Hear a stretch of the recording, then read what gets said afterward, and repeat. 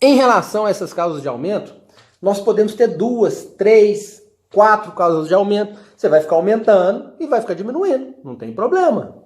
Tá? É o tanto que mandar. E existe uma norma que limita isso, que é o artigo 68, parágrafo único. Ele fala: no concurso de causas de aumento ou diminuição previstas na parte especial, pode o juiz limitar-se a um só aumento ou a uma só diminuição, prevalecendo, todavia, a causa que mais aumente ou diminua. O que quer dizer? Vamos supor que é uma situação em que lá na parte especial tem 2 aumentos. Né? Um homicídio e por alguma razão tem 2 aumentos. Ele só vai aumentar uma vez. Tá? Ele vai escolher aquele que mais aumenta. Aumenta 1/3, aumenta metade. Ele pega o aumento a metade e aumenta a pena a metade. Tá? Se for da parte geral, não tem limite.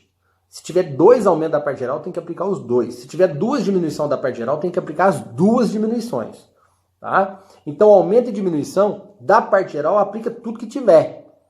Ok? Da parte especial, aplica somente uma. Ou a que mais aumentar, ou a que mais diminuir.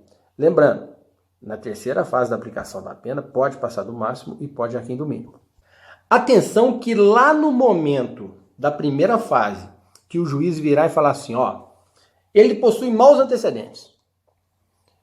Porque ele tem essa passagem... Gente, ele tem que fundamentar. Toda decisão é fundamentada.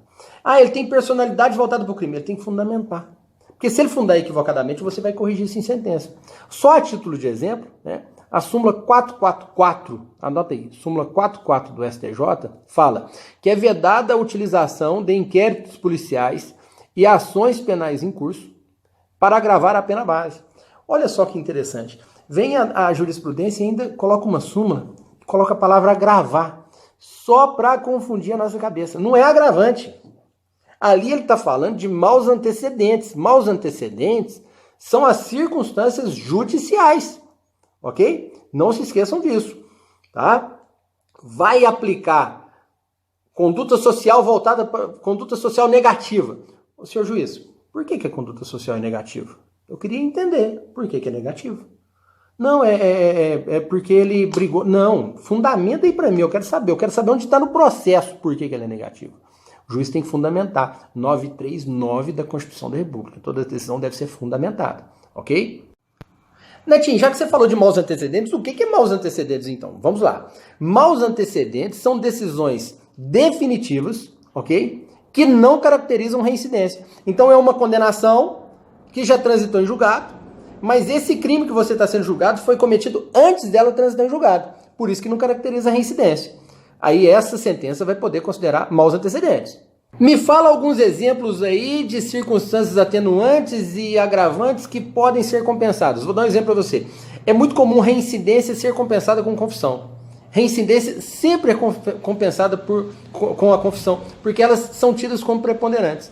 A situação da menoridade de 21 anos, por exemplo, é uma atenuante considerada também preponderante. Ok? Fica a dica. Você não deve confundir jamais qualificadora com majorante. Preste atenção que é outra situação. Veja, qualificadora é o que qualifica o crime. Altera a pena mínima e máxima. Vou dar um exemplo. Furto, 1-4. Furto qualificado, 2-8. Ok? Homicídio, 6-20. Homicídio qualificado, 12-30. Ok? Então, o que altera a pena mínima e pena máxima é qualificadora.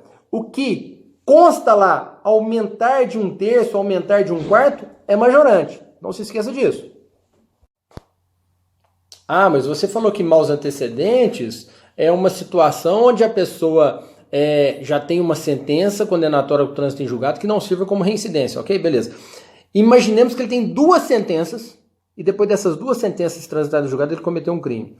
Então ele tem reincidência 2 vezes. É isso? Não.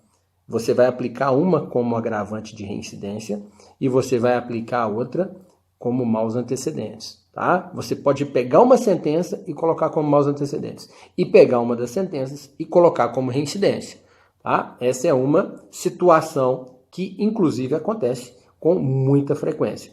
Uma das sentenças usa como reincidência, uma das sentenças usa como maus antecedentes. Se usasse as duas para reincidência, para gravar 2 vezes, configuraria nebis in idem, e aí é totalmente legal, ok? Netinho, o que significa essas circunstâncias judiciais? Não é? Essas circunstâncias judiciais, você pega lá culpabilidade, grau de reprovabilidade, censurabilidade, dolo intenso.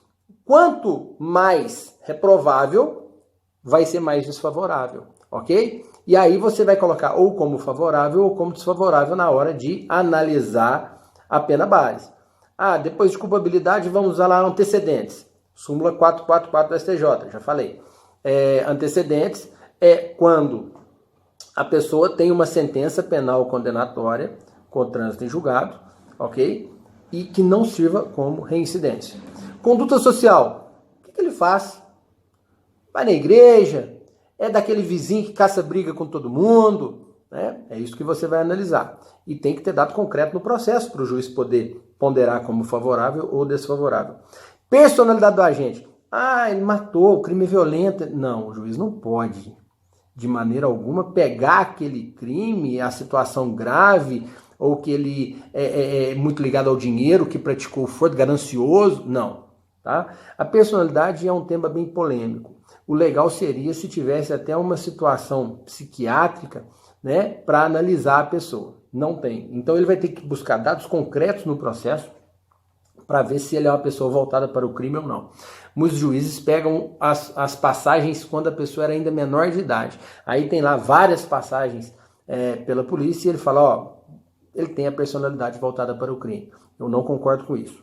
Tá? E muitos doutrinadores, inclusive, não concordam. Porque é muito temeroso você pegar o que ele era como jovem, por exemplo, e falar que ele tem a personalidade voltada para o crime. Né? Motivos do crime. Qual foi a fonte propulsora para o crime? É negativo ou é positivo essa situação? Circunstâncias em que ocorreu o crime. Né? Ele teve uma premeditação nesse crime. Premeditação serve como circunstância para pesar ali na hora. Consequências do crime. Netinho, foi homicídio, faleceu. Não, isso é inerente ao tipo penal. Ele lesou o patrimônio, foi furto. Não, isso é inerente ao tipo penal. A consequência, por exemplo, você matou um pai de família, um arrimo de família. Aí vai gerar consequência para os filhos, ok? E o comportamento da vítima, que é o último. Porque nós temos verdadeiras vítimas que às vezes é mais culpado do que o autor. Porque a vítima é que provocou a situação, né? E aí vai ser positivo nesse caso ou negativo a análise dessas circunstâncias judiciais.